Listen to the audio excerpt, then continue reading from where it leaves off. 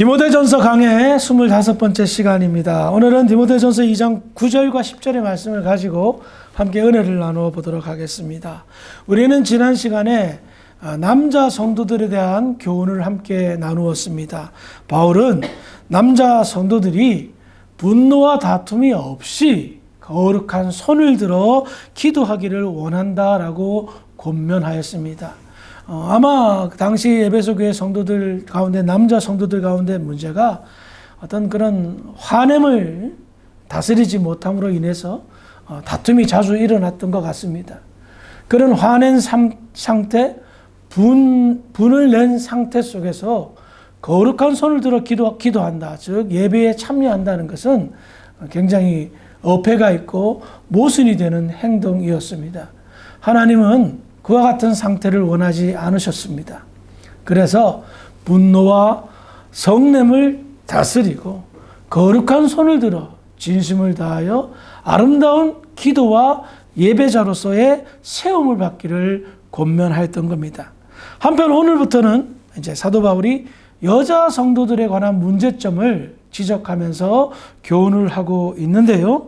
자, 디모데전서 2장 9절의 말씀을 함께 읽어보도록 하겠습니다. 2장 9절 시작. 또 이와 같이 여자들도 단정하게 옷을 입으며 소박함과 정절로서 자기를 단장하고 따은 머리와 금이나 진주나 값진 옷으로 하지 말고. 이 말씀을 딱 보니까 당시 에베소 교회, 에베소 지역은 무엇보다도 로마 문화의 중심지였습니다. 그러니까 로마 문화의 영향이 굉장히 지배적인 상황 속이었다는 사실을 인지하시고요. 당시 교회 성도들이 교회에 참석하면서 함께 신앙생활할 때에 여자 성도들의 좀 도가 지나친 어떤 옷차림에 대한 문제를 지적하고 있습니다. 이것은 사실 옷차림에 떠나서 여자 고유에 가지고 있는 허영심, 이것을 지적하는 것 같습니다. 바울이 지적하는 따은 머리, 금이나 진주로 치장한 값진 옷으로 치장하는 이 행위는 일단은 자기의 신분을 자랑하는 것이고 자기의 재산을 자랑하는 것이며 무엇보다도 사람들을 의식해서 자기를 자랑하기 위함이 드러나는 것입니다. 자, 이 상태가 어떤 사교 모임이 아니라 예배의 모임, 성도의 모임인데 문제가 있는 것입니다. 사람은 누구나 자기가 가지고 있는 것 가운데 좋은 것이 있다면 자랑하고 싶은 것은 기본적인 심리입니다. 그거 자랑한다고 해서 그것 나쁘다 그러는 거는 좀 문제가 있어요. 왜? 내가 좋은 거 가지고 있으니까 자랑하고, 또 뭐 이렇게 보여주고 하는 것이 기본적인 심리이기 때문입니다. 그래서 뭐 좋은 집을 사면 집들이 하고, 좋은 차를 사면 드라이브 시켜주고, 좋은 옷을 입으면, 나 오늘 이번에 이거 싸게 주고 샀어 하면서 자랑할 수 있는 것 아니겠습니까? 그런데 문제는 교회는, 신앙 공동체는 그런 것을 자랑하는 것이 아니라는 겁니다. 심리적으로는 보여주고 싶고 내세우고 싶지만 교회 공동체, 신앙 공동체는 내가 자랑하는 것이 하나도 있어서는 안 될 것이라는 겁니다. 왜냐? 우리는 예수님의 십자가의 사랑으로 말미암아 하나님의 자녀들이 된 사람들이기 때문입니다. 예수님의 거룩한 옷으로 덧입혀 칭의된 상태에서 우리는 함께 신앙생활을 하기 때문에 하나님 입장에서는 다 똑같은 하나님의 자녀예요. 성도와 성도의 입장에서는 다 똑같은 형제와 자매라는 겁니다. 내가 무엇을 가지고 있고 무엇을 소유하고 있어서 자랑한다는 것은 잘못된 모습이라는 겁니다. 그래서 바울은 당신들 경쟁하듯 귀금속을 치장하고 화려한 옷을 입으며 예배당에 출석할 것이 아니라 단정하게 옷을 입고 예배당에 오십시오. 공예배에 참석하십시오. 라고 주문하고 있습니다. 사실 이런 주문은 당시 로마 문화에 익숙하였던 귀족 부인들에게는 상당히 고민스러운 주문이었습니다. 로마의 사교 문화, 여러분들 사진 같은 거, 사진이 아니죠. 그림 같은 거 보면 얼마나 화려하게 장식합니까? 따은 머리에, 진주 목걸이에, 화려하게 수놓은 치장된 옷에, 또 몸을 또 이렇게 드러내는 그런 화려한 옷들을 입고 나오지 않습니까? 그들의 그 당시 모임과 만남은 누구나 다 누가 더 화려한가, 그것을 뽐내는 문화였습니다. 그래서 그렇게 그런 문화가 있다 보니 교회에 오면 어쩌면은 의식하지 않고 좀 이렇게 화려하게 꾸밀 수도 있었을 것 같습니다. 그런데 교회는 귀족들만 모인 것이 아니잖아요. 귀족들만 모인 것이 아니라 평민들도 모였고, 심지어 로마 교회는 노예들도 교회 공동체 소속이 되었던 상황이었습니다.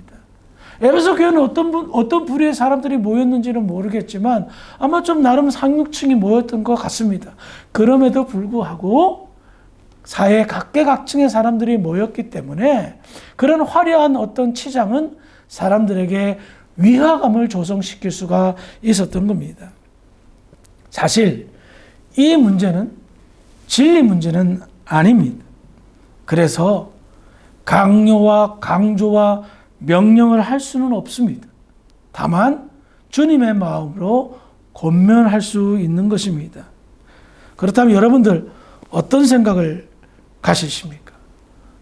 어떻게 옷차림을 하고 와야, 예배당에 와야 하나님께서 기뻐하실까 말입니다. 한 30년 전, 40년 전인가요? 유명한 일러스트 작가인 그 광수 생각에 이런 참 안타까운 사인이 이렇게 그림이죠, 만화죠, 기록된 적이 있습니다. 그 광수 생각의 저자인 광수라는 사람이 중학생 시절인가 이제 교회를 간 거예요. 자기 딴에는 교회를 갈 때 제일 좋은 옷을 입고 싶어서 유행하던 메이커 추리닝을 입고 갔다고 합니다.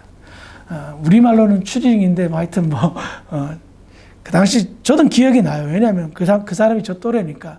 유명한 나이키나 아디다스 추리닝은 당시 청소년 사회에서는 가장 뽐낼 수 있는 옷이었거든요.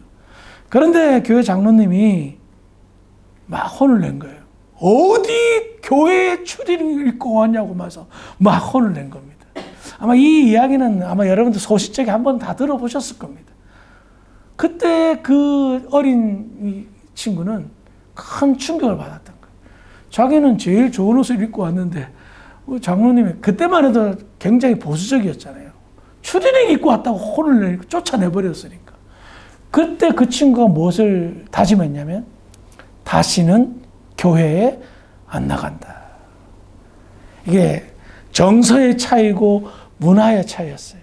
장로님이 청소년들의 문화를 이해했다면 추리닝 입고 하더라도 자기는 제일 좋은 옷을 입고 온 거였거든요. 그걸 이해를 못하니까 충돌이 온 거고 한 영혼은 이제 실족한 거예요. 저는 개인적으로 장로님이 잘못했다고 보지는 않습니다. 장로님이 가지고 그 당시 그 장로님이 가지고 있었던 보수신앙은 추리닝을 입고 온다는 건 말도 안 되는 거였습니다. 그렇다고 해서 그 친구가 잘못됐다? 그것도 아니죠. 자기 딴에 제일 좋은 옷을 입고 온 건데. 문제는 거기에 사탄이 틈을 탄 거예요. 다시는 교회에 안 간다. 사람들마다 제각각 기준이 다릅니다.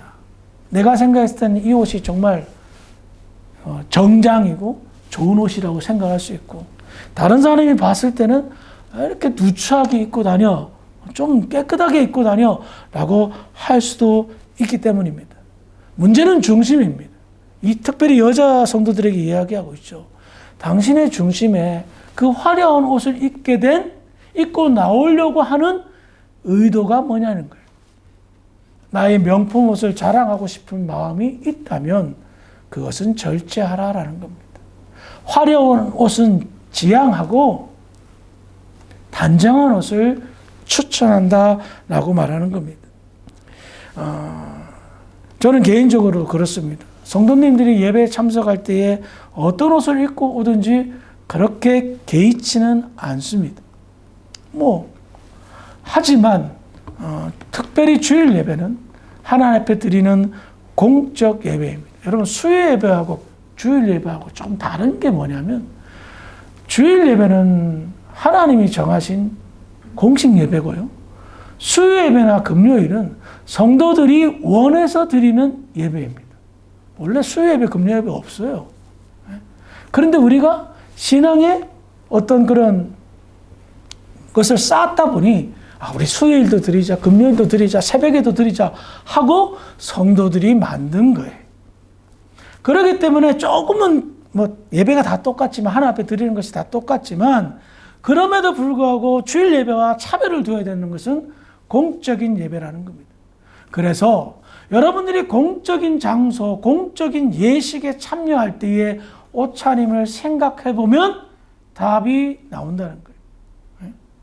수요 예배도 제가 정장하고 오세요라고 말을 못 하겠는데, 공예 예배 시에는 단정한 옷을 입으셔야 된다는 거예요. 자기가 집에서 입는 편한 옷을 입고 온다.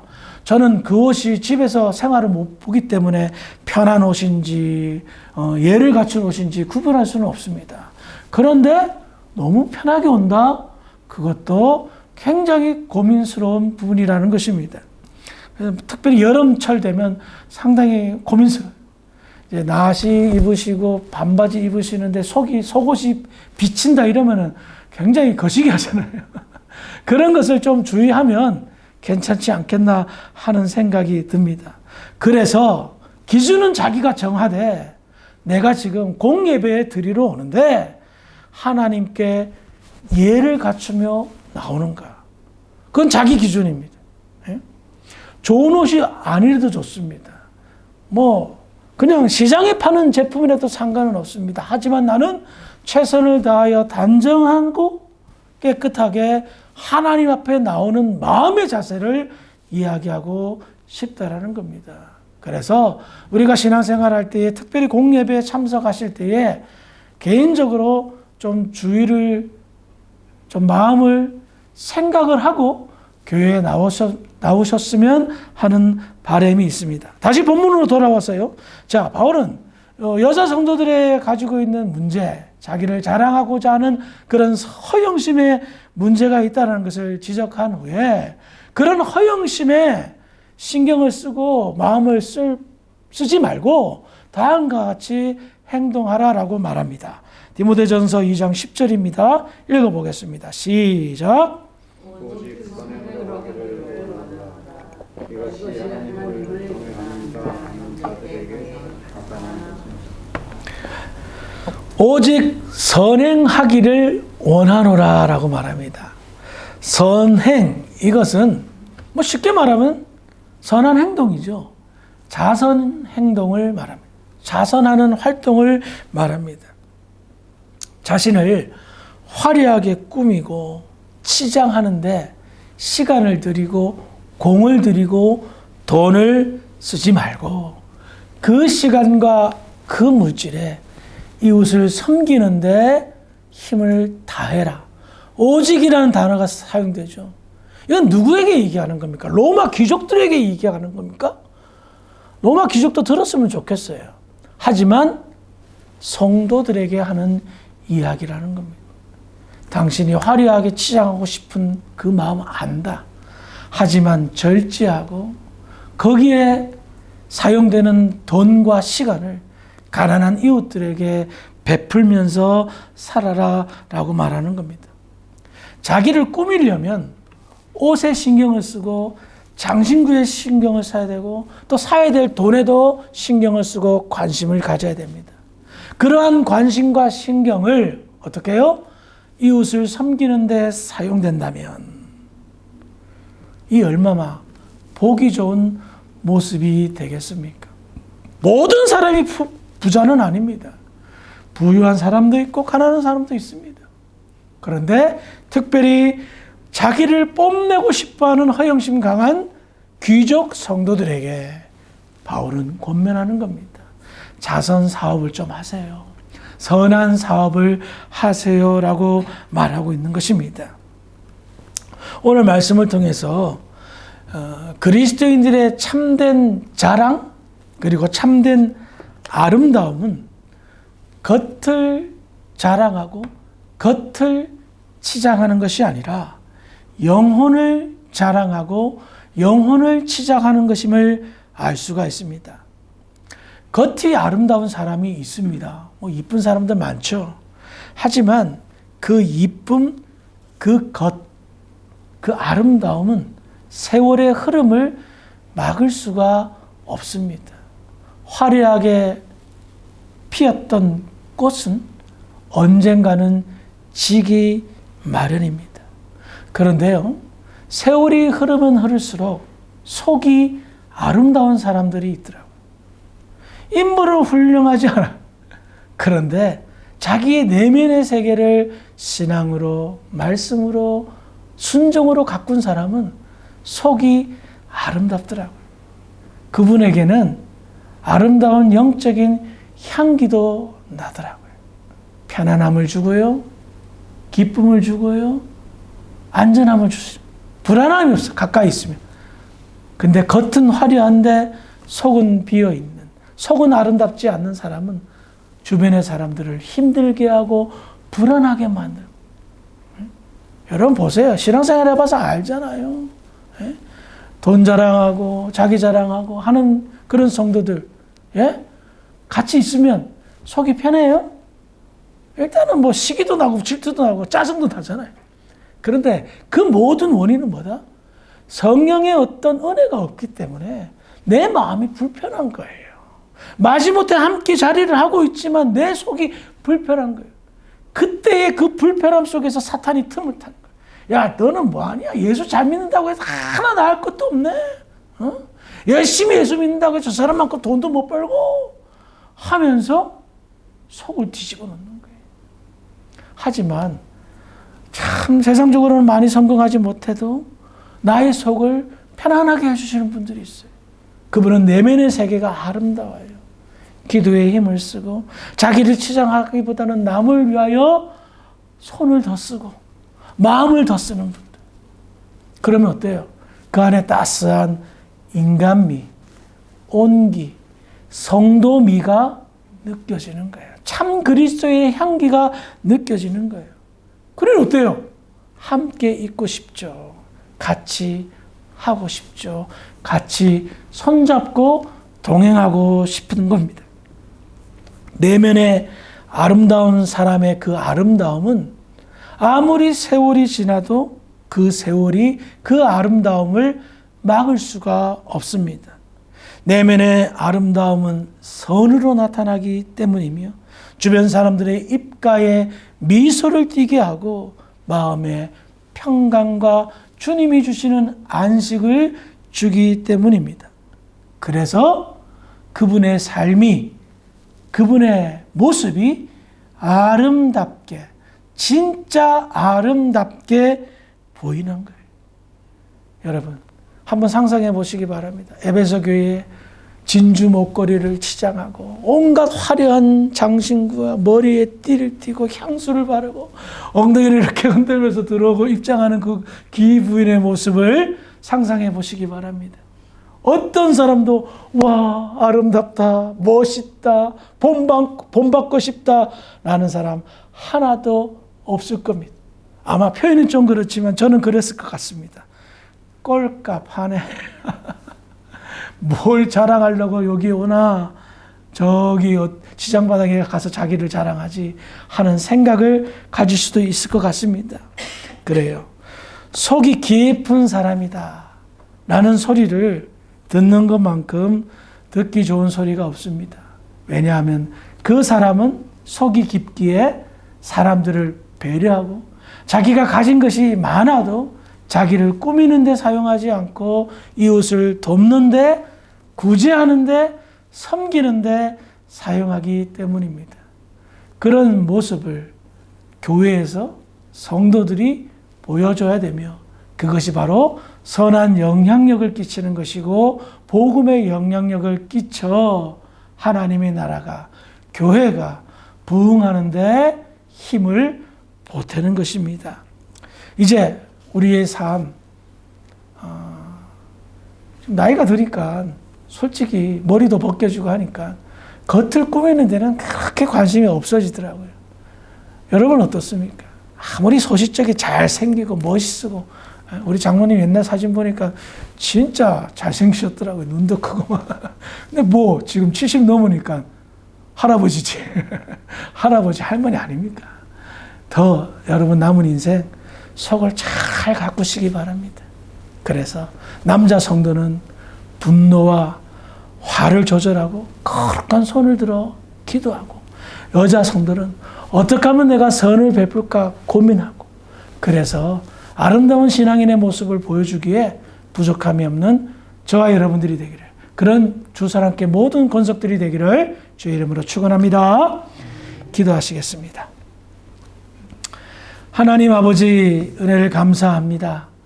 오늘 여자 성도에 대한 권면의 말씀을 함께 나누면서 우리가 어디에 관심을 가져야 되는가를 함께 생각해 보았습니다. 겉에 관심을 가시기보다 우리 영혼을 아름답게 꾸미는데 신경을 쓰는 저희들이 되었으면 좋겠습니다. 그래서 우리 주변 사람들에게 선한 영향력을 끼치고, 또한 아름다운 선행을 베푸는데 주저하지 않고 마다하지 않는 믿음의 성도들 될 수 있도록 주장하여 주시옵소서.